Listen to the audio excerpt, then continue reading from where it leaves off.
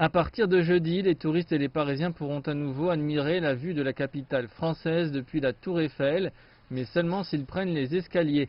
Les visiteurs du monument le plus célèbre de la ville ne pourront pas prendre les ascenseurs avant le 1er juillet, afin de garantir une distanciation sûre entre les personnes et limiter le risque d'infection.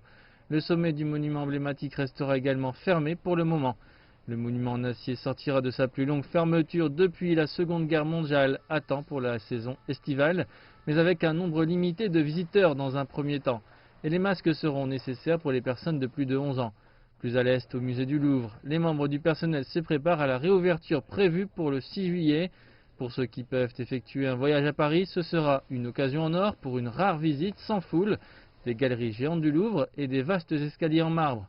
Ils pourront même avoir un petit face-à-face avec Mona Lisa.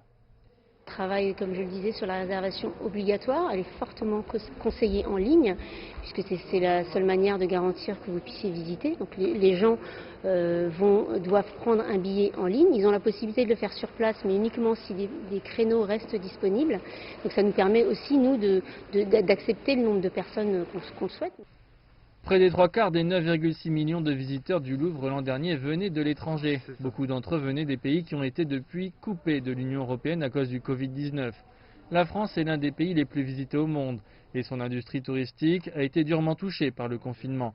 Le pays a levé les restrictions aux frontières européennes depuis le 15 juin et l'industrie du tourisme espère que les visiteurs étrangers commenceront à affluer à nouveau au début de la saison estivale.